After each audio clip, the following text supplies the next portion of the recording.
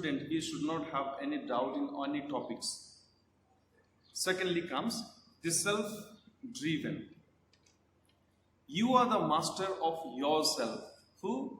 You are the master of yourself, because in order to mold somebody, we need his permission. But to mold yourself, you need not some other's permission. You need to get on your permission. Therefore, you are the master of yourself. Whatever you do, you are the master of that world. If you want to do, you will do it. If you do not want, you will not. Because we are the masters of ourselves. We are the masters of ourselves. And we have that authority over our mind. We must have.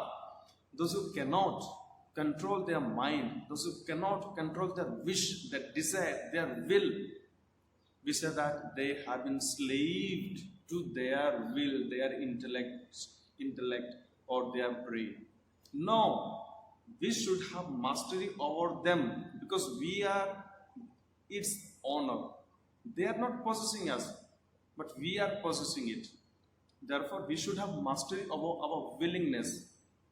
If you say to your will, hey my dear will, that is wrong thing, we will not go there, we will not do that, then it will not.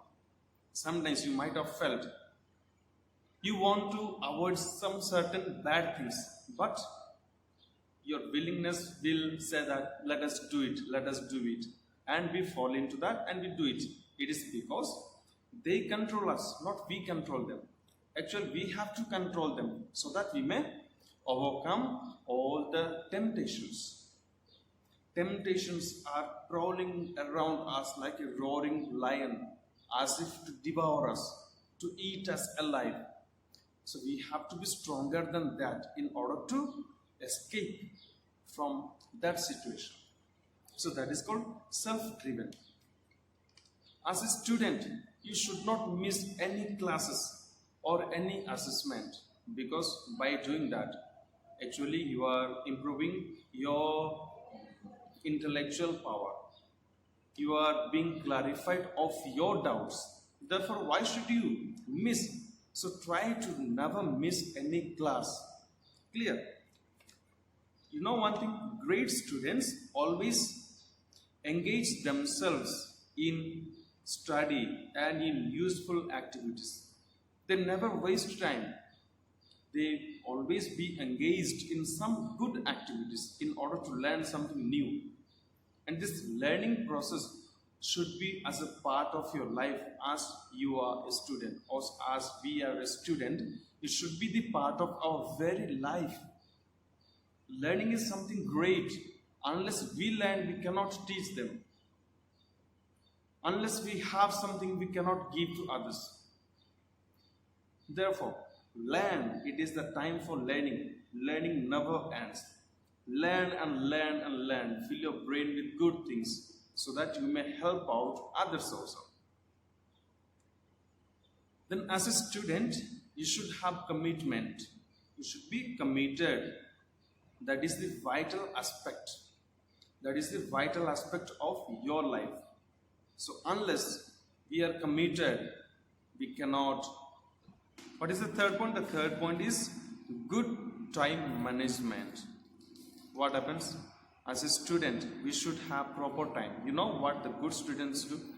They always make a timetable for their schedule. For the complete schedule, they always have a timetable. Because a man who is doing or who is proceeding his life without a timetable is not an ordered man. Is not a proper man. Therefore, in order to be a good student, life should be ordered. As a student, your life should be in order. The ability to arrange your time and schedule is another incredibly important ability of a student. You must be knowing how to arrange your timetable. You know what all things you do. Therefore, in order to have an effective timetable, in order to have effect in your life, so you should be able to do that. A good student is always making a timetable of their study, and they plan their things weeks and semesters well in advance. So what happens? They always plan out their studies, how to study, when to finish, how to get ready for the exams. Means only a good student can do that. You know that how many of us good.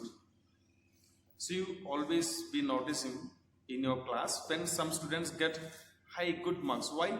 Because they are making use of their time. They know how to properly use their time, and they have a proper timetable for that also.